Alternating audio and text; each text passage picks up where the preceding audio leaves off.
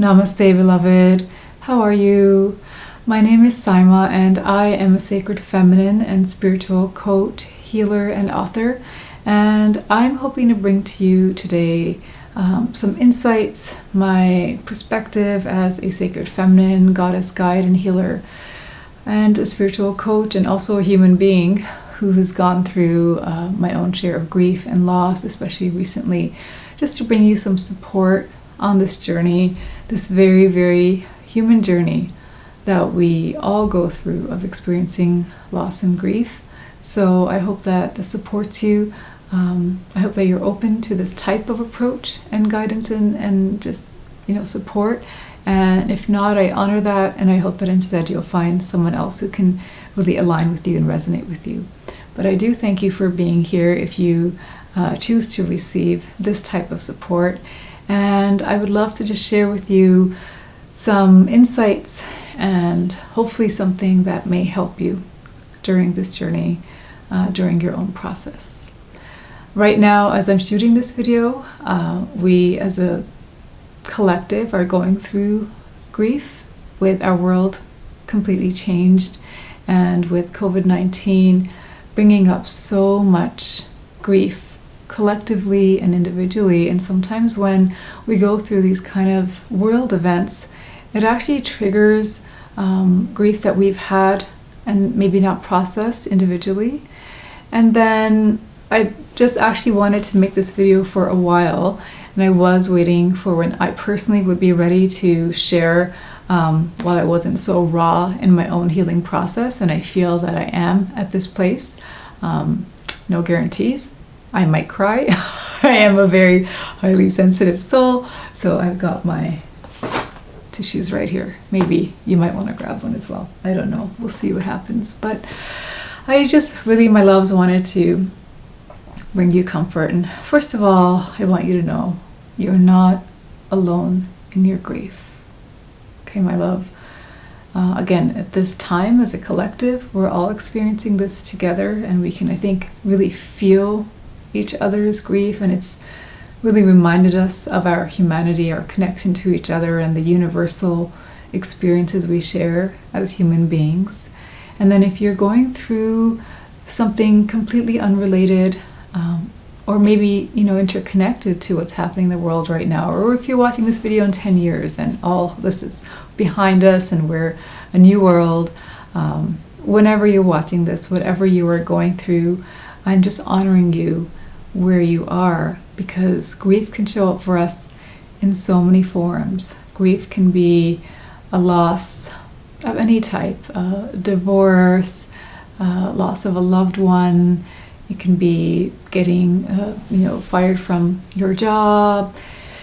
It can be the loss of a pet. It can be a breakup. It can be something practical, something material, in our relationships. It could be our health, an accident, and oftentimes, a traumatic event or something happening really suddenly. Maybe it doesn't even directly affect us, but we're still feeling grief around it. So whatever your reason is, my love, I just hope that you'll honor it. For me personally, I was in grief at the end of 2019 when my husband Eric and I experienced our third loss on our baby welcoming journey, our fertility journey. And it took a long, long time to get to the point that we did. We made some beautiful, we call them M babies or embryo babies, through the IVF process after a long time of trying holistically and naturally, and still incorporating all of that. But it was a big labor of love to get to that part of the journey. And then when we lost our third baby right before the holidays, it was very, very devastating. And so sometimes grief can be the loss of something that didn't happen.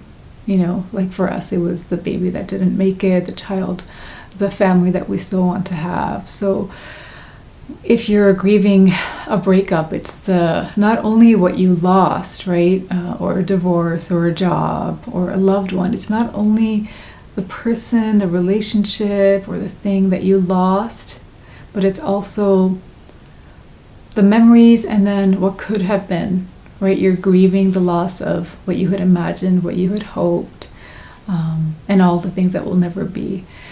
And so grief is very, very painful. And I think one of the first things we can do for ourselves is just to honor that it's very difficult, it's very painful, and there isn't a formula for it. So I'm not here to give you steps. That's why this video won't be called, 5 or 10 steps to get through grief or stages or anything like that. I honor that, these approaches and perspectives can be helpful to us, absolutely, and that it is a process, but it's such a personal process. So I feel that the first thing I would maybe the second thing I would love for you to know, first, knowing that you're not alone, that we all share in this grief, and I feel for you, and I'm praying for you, and I'm going to, that's why I'm making this video, is just to love you and support you through this, even though we might never meet and know each other. You're my fellow sister or brother. We're siblings, human siblings, and soul friends. So I hope you know that you're not alone. And I hope you know that however you're processing it, you have every right to fully embrace your process, your journey. There's no timeline that you have to follow. There's no stages or steps or formula that you have to follow. It's your personal journey, and only you know what you're feeling. Only you know how it feels for you and how it's going to be for you. So just honor whatever you're feeling. Only you know what you need. Only you know how much time you need. Only you know if you need to cry, or if you need to journal, or need to just not think about it for a little bit, and to give yourself a break. Whatever you need, my love, honor it. Honor it, embrace it, support yourself, and give yourself that container of knowing that you have the absolute sacred right to honor your journey, your process, however that's going to unfold for you. Okay, I've made some notes, so I'm just hoping to share some insights, and what I've written here is that there really is no right or wrong way to grieve. So please just accept where you are, love yourself where you are, and honor where you are, my love. So speaking of knowing that this is your process, one thing that might help, especially if you're going through a shared grief like Eric and I did, if it's something the family is going through, you and other loved ones are going through, or colleagues or other people, that everyone has their own process, right? So just as we share that you might have your own way of coping, of dealing, of processing, of feeling, that other people's might look different than yours. So just as we want to hold space for ourselves and not judge ourselves, and just let ourselves cope with it in whatever way best helps and supports us, we also want to offer that space to others, right? We also want to know that just because we have a shared experience of grief doesn't mean that we have to have the same experience of grief. So let's allow ourselves and others, if there are others involved, to have our own process. And whatever we maybe need most, someone else might need something different. If, like, I might want to be hugged while I cry, right? Or a loved one or friend to just check in, or let me kind of feel my feelings out, and then just offer empathy, or just listen, not offer advice or a fix or a positive spin, So that's maybe what I need, and maybe what you need is to go for a walk with a loved one, or talk to a counselor, and maybe what your loved one or someone else needs is something different. So it's important, my loves, when you're sharing your grief with someone, to just honor that you may have different needs, they might have different needs, and sometimes you both just need to be doing your own thing, your own way, and sometimes you can support each other together, and sometimes you'll hold space for that person however they need it, and hopefully the other way around as well, which you deserve. So I hope that supports you in just honoring your process as well as honoring others without judgment and with complete compassion for yourself and others as well. And my love, that's the other thing that I've written here. And this is kind of my journal. And I've written my own insights and lessons that I've learned. And the other thing I just want you to know is that the self-compassion is so helpful. So one thing that helped me a lot was when we knew our baby didn't make it, our third baby, I had to brace myself. The holidays were coming. I know that there were other pregnancy announcements from friends and baby showers and, just these kind of triggers that can happen on the journey. Even though it has nothing to do with you, in that moment it feels like it's happening to you, And it's something that I think only my fellow fertility sisters would understand. But when it happened, when you get that news, when you hear those words, the news that someone passed, or your pet passed, or someone's breaking up with you, or your company saying they're letting you go, when we get that news, that devastation, that shock, that numbness, for me, I know I felt like I was emotionally hit by a truck. It was just so, it was so powerful and so brute, like the force of the news and the experience, obviously my body as well. But there was this decision and understanding that it's going to be difficult for a while. This is going to hurt. It's not going to be easy. And it's going to be hard for a while. So I think part of the self-compassion is giving ourselves permission and acknowledging that it's going to be hard for a while. In my culture, we grew up where when someone passes, there's a 40-day of grief period. And in those 40 days, the people that are grieving, they're alleviated of all day-to-day chores and duties. Your family, your friends, your community, literally the whole village, because I spent some years of my childhood in Pakistan. And over there, the whole village would come and take care of the kids, cook, not only for you, but cook for your family and their family, because they have extended family systems. So you were just in your grief. What I want to share is that with the self-compassion is that, here in the West and many places in the world, we don't have necessarily that level and the extent of support. So if we don't have that available to us, we have to support ourselves. If we do have it available to us, please ask for it, whether you need to get family to help bathe the kids or, cook meals or just get takeout. But when that happens, you want to acknowledge that it's going to be hard, and it might just be hard like getting out of bed. I know that for me, when it happened, I was pretty much in my robe and I didn't take a shower for 3 days, and it was definitely not a priority for me. I was just kind of broken and on the couch. It was very difficult, and I put no pressure on myself to do the normal things, right? Because it was just too hard.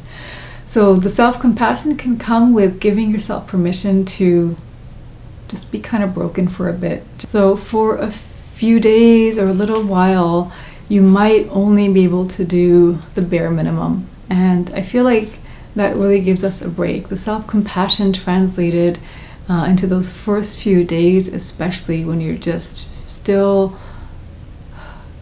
processing what happened, right? If that, because of maybe the shock or the numbness or the trauma of it.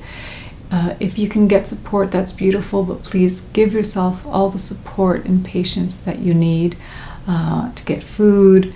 And I kind of had this work to rule thing where I was just doing the very bare minimum. So I just hope that you'll be gentle with yourself and get any kind of support that's available to you, so you can take some time with yourself to do those bare minimums for a little while, my love. I hope that supports you. And then with the self-care also, just gentle things. Like, I know at that time, it helps sometimes to listen to very, very gentle healing music, to use some essential oils. I loved lavender, chamomile, rose, some gentle teas, but baths, that kind of worked for me. So I invite you to consider, what are some very, very gentle things. I don't think I was meditating. I'm a lifelong, I've been meditating a long time, regularly, been a practitioner, but during that, there was a week where, no thanks, it's not going to happen. I was kind of mad at God for a few days. So I don't even know if I think I prayed, but it was like, you better get me through this. You brought this, I'm rock bottom, so hold me.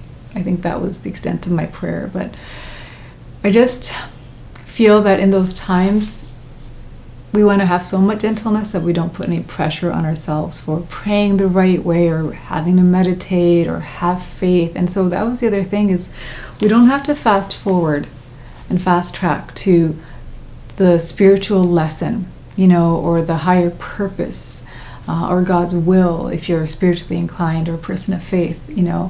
It's enough just to feel what's happening. And I hope that you'll be gentle with yourself. The grace will come, the lesson will come, the meaning will come. You'll cultivate that with time. But please don't rush that process, or don't feel any kind of pressure right away to get to that place, especially in the beginning, in the first little while, my love. So this video, I'm really focused on just supporting you when you're in the thick of it, right? And so what I was referring to earlier with my culture is, when a person dies, there are these women, they're like professional wailing women. They usually are dressed in black, and what they'll do is they'll come and hold the person who has had the loss, and they will grieve with them. And if you follow my work, you'll know I do this a lot. If not, I hope you'll indulge me, and mostly that it will help you. But this is a picture I would love to show you from my book, Goddess Reclaimed. So here we have two goddesses, Ereshkigal and Inanna, and the dark goddess, she is that goddess of the underworld and of grief. And in this story, one of my parts of it that I find most profound is that Inanna, the queen of heaven and earth, goes down to the underworld, and this is like the spirit, the higher self, the positive mind going down to the grief, and she tries to dethrone and take over Ereshkigal's queendom of the underworld, the place of death and grieving and loss and transformation and healing. And Inanna that's not accepted. So Inanna is sentenced to death in this story, and she's judged. Now eventually she's resurrected. There is a happy ending for her, but my heart, I'm always more inspired by Ereshkigal and her healing. She lets Inanna go eventually, but what happens is these two little creatures are sent by Inanna's father, and these are two creatures of compassion and empathy. These two tiny little beings go, and when they hear Ereshkigal grieving, they repeat back to her everything that she is saying, and she says, "Oh, my insides, my insides." And they cry back, "Oh, mistress, your insides, your insides." And she cries, "My outsides, my outsides." And they cry back, "Your outsides, your outsides." And it is these tiny little creatures and their empathy that finally soothes Ereshkigal in her grief as she's grieving the loss of her beloved. And it's that little bit of empathy, right? And the wailing woman in my culture, when they come and they grieve and they're acknowledging everything about that person, remembering them in detail, and also acknowledging the loss of what will no longer be, it heals the recipient, the griever. So one way that we can offer this to ourselves is to process and acknowledge and witness the specifics of our grief, right? So like in my case, it was the picture that they give you of your baby embryo and grieving the baby that didn't make it, and the name that you give it and the life that you imagine, and so many different things, having it in your belly for a little while. So there's the specifics, and they hurt, but I feel the best way to honor what we lose is by honoring every little part of it, all those specifics. So if you have someone that supports you in that, that's beautiful, but you don't need that. So I invite you, my love, to witness yourself. And maybe you can do this by saying it out loud. Maybe you can do this by writing it all out. Maybe you can just ask a loved one to hold space and just listen.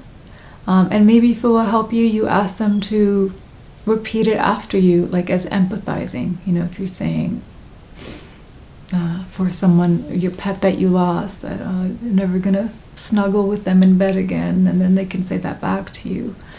So whatever you need, however you want to have your grief witnessed, it can be so profoundly healing. And of course you don't have to do this. I'm just sharing something that I find to be very helpful, and because it's not the first time I've gone through this grief on my journey. So if you feel that the witnessing, the empathy, the acknowledgement will give you some release and relief, that I hope that you'll find a way that best supports you through that process. So another thing that can be really helpful, obviously, is getting the support that you need. And in addition to supporting yourself and holding space for yourself, this could be getting that support spiritually through talking to the divine or God or prayer, if that supports you, through a spiritual counselor or, whatever faith you are, someone who can support you there, with loved ones and friends. And for there, my love, one of the tests when we're going through grief is practicing graciousness when people say things that are very unhelpful. Like, it wasn't time. I know when I had my loss, I was seeing a Reiki healer, and she's lovely, and I know she meant well, but I was going right before my baby transfer, and then when the baby didn't make it and I went back, the response was just very, oh, it wasn't time. And maybe we're meant to learn a lesson of patience. And we're told these things sometimes, like it happened for the best, or they're in a better place now, or you'll find something or someone better, and like that's all fine, but it doesn't help me right now. You know what I mean? So if someone says, know that sometimes people will say things that are not only unhelpful but could actually end up being quite hurtful. And even though we might need to practice some patience and graciousness, we want to just do that knowing that they meant well, and they came from a good place. But it's also okay maybe to tell them that I know that you meant to be helpful, but actually that's really hard to hear right now, and I would prefer, and then let them know what would be helpful to you instead. So sometimes take that as an opportunity to let them know the kind of support that you specifically need, right? Because they might be coming from what they think is helpful, and maybe something like that would help them if someone said that to them. But if someone is saying or doing something for you that's not helpful, and also actually not conducive at all to supporting you, then either forgive them, and or you can forgive them and or let them know what would be more helpful instead. Even if you're getting a counselor or a coach, just let people know what support looks like to you. If that means I just want to share and for you to just listen, or if that means, again, you want to just be hugged, or just like I was saying earlier, but we each have our own process. Let people know how they can support you, what specifically that might look like for you.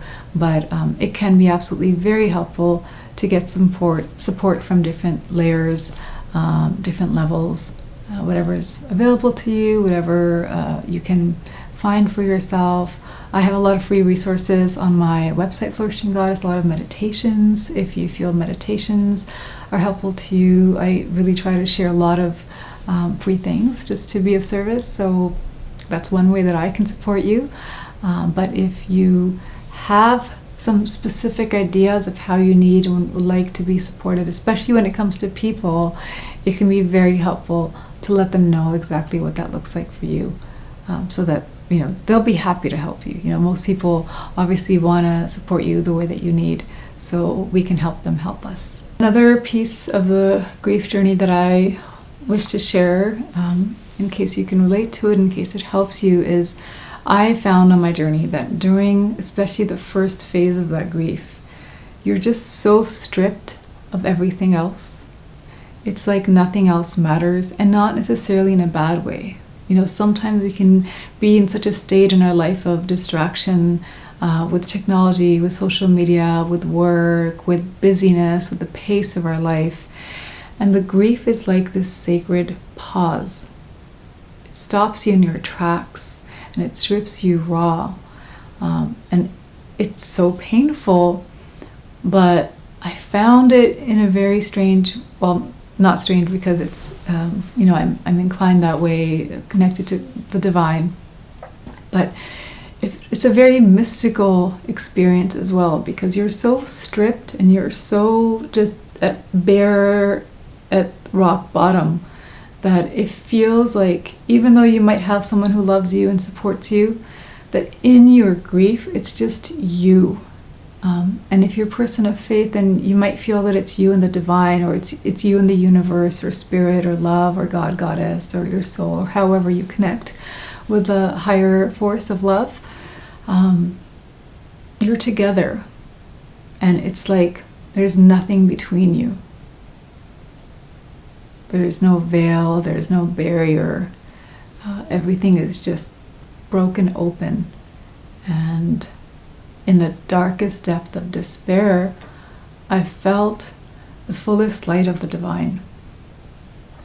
And I know it might seem hard, like how do you feel that when you're in such darkness and despair? But in those moments, there were times, my beloved is so supportive, but in honoring my own grief and not wanting to burden him, and just needing sometimes to have a good ugly cry myself. There were times where my process was going to the bathroom and having a good cry when I knew he was like down in the basement, turning on the fan so I could just be really loud. And I wanted just to be alone in it, but actually I knew I was held by the divine. And so my love, whatever, even if you don't believe in anything like that, know that there is love surrounding you, there is grace surrounding you, there are angels holding you, the divine holding you, universal love holding you, whatever you believe in. I believe we don't even have to believe in the divine or higher power of love to support us, because it's love and grace is always available to us. So you don't have to go out of your way to try to connect with it, again, no pressure, but I invite you to remember that you are held. You're actually never alone. You're not alone as a human being, because we all experience grief in our life. It connects us as humans, but you're also not alone from the universe. You are so infinitely loved, and I felt more held. I felt more light around me, more support. So I pray that you will know that and just trust that, and that the divine will fill your heart with that knowing and that comfort, that release, that grace in those moments. Eventually, you might find that you can have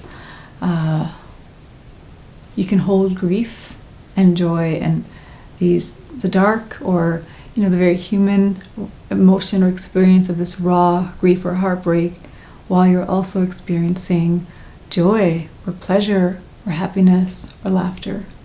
So it's okay. Please don't feel guilty if something makes you laugh or brings you joy or brings you pleasure on this journey, right? It's all okay. It's all sacred. It's all good. It's okay to not feel something. If you're there's just nothing you're supposed to feel. There's no pressure around, whatever you're supposed to feel, my love. Like, I don't want you to feel guilty in any way. If you do, that's okay too, right? I just want you to honor whatever comes up, but your grief is yours, right? So if, as you're going through it, there's moments of joy, that's great. If there's moments of you're not thinking about it at all, then that's fine. But eventually what I've found is that the grief doesn't have to go away even when it heals. It can be a part of you, and there's room for it. And what I have found on my journey is the grief was so heavy, it felt like a black hole in the beginning. Like I would wake up and feel that there was this infinite, heavy, dark, black hole on my chest, but somehow it was beyond space. It felt infinite and heavy. And I allowed that to be. The hardest part was waking up in the morning, and it felt like I would wake up into a nightmare or a reality that felt too unreal because of how hard and difficult and painful it was. So it was hard to get up in the morning. And as soon as I would find myself waking up and realizing what had happened and what I was going to have to face, for me in the beginning, that was the most challenging part. But that black hole that I would wake up with of grief, that heaviness, eventually what that does is it carves out this depth of your capacity to feel. And so the same depth with which I felt that grief and loss and heartache and heartbreak is the same depth through which I'm spilling this into my loved ones, and the compassion and love I feel, the passion that I feel in certain areas of my life, or just how I experience food, even simple things, and those moments in my spiritual practice, or just being in nature, being really present, where I feel the depth of God, Goddess, the divine, even more, the depth of love and gratitude and joy. It's now coming from that capacity. So eventually that hole, right, that we find ourselves in the throes of our grief, that underworld of the goddess, it becomes the depth through which you feel everything. And that is a blessing. It is such a blessing. It takes such profound courage to feel from this depth, and to live with feeling from that depth, and to love that way, and to have that depth of compassion for others, for each other, for the world. I even find I've always had in the morning I say a Loka Samasta Sukhino Bhavantu prayer, which is a Sanskrit prayer that translates to may all beings in all realms be free of suffering and filled with peace or happiness. And now when I say it, especially with what we're going through as a world, I feel like my grief that happened in December, it happened at different points throughout the year, but the last time, it coming to the point right where we are in the world right now, I feel like I'm able to hold space and offer my love and my prayers, compassion, presence, holding space for family, friends, for my beautiful community, for my clients, and just energetically I feel for the world, while I still honor the things that come up for me. But it's like it's prepared me now to, I feel like I want to hold the world, and my heart is just so tenderly breaking open for everyone else's grief that I want to give everyone a hug. Like I just want to hold the whole world in a hug in my heart. So grief will show you this the boundlessness of your grief that you feel will eventually become the boundlessness of everything else that you can feel as well. And that is a really, really profound blessing, and there's grace there. But again, I don't want you to feel that you have to rush to get to that place. I'm not saying that you might even feel that that might not be the process for you, and that's okay. You might have something completely different that unfolds for you. And so please honor that and tell me in the comments what that is for you, so we can learn from each other, so we can support each other, so we can honor each other's journeys completely, in every phase, right? So I hope that what I've shared, it supported you in some way. And again, I just want you to know, my love, that this is just mainly my own personal experience. I'm not trying to teach so much as a coach or anything like that. I just was hoping to share some insights that I journaled along my journey, in hopes that more than anything, you'll just know that you're not alone, and that I love you and I see you, and the grief that I felt and will feel for different reasons in my life connects me to you. It connects us to each other, and that in itself is a blessing. So I really pray that this supported you, and I would love if you would be so kind as to share in the comments, what supported you, how this supported you, and any prayers that you would like from me, so I can include them in my morning prayers and meditation for you. I'd be happy to chant your name or your YouTube name or handle, whatever it is. But whatever you wish, my love, you're welcome to share or not share, completely honoring you where you are. So I love you, and you're not alone. I see you. I feel with you. I feel for you. I'm praying for you. And I just really hope that you feel hugged and held and loved and supported wherever you are. If you would like some more tools, practices from me, I hope that you'll visit me at flourishinggoddess.com. That's where I love to share a lot more gifts and resources, a lot of free things to support you on this journey. And just thank you so much. Thank you for liking and subscribing and sharing and leaving your comments, taking the time to do that. I really appreciate it. I'm with you in spirit and in heart in what you're going through. I'm sending you so, so, so much love. Namaste, beloved.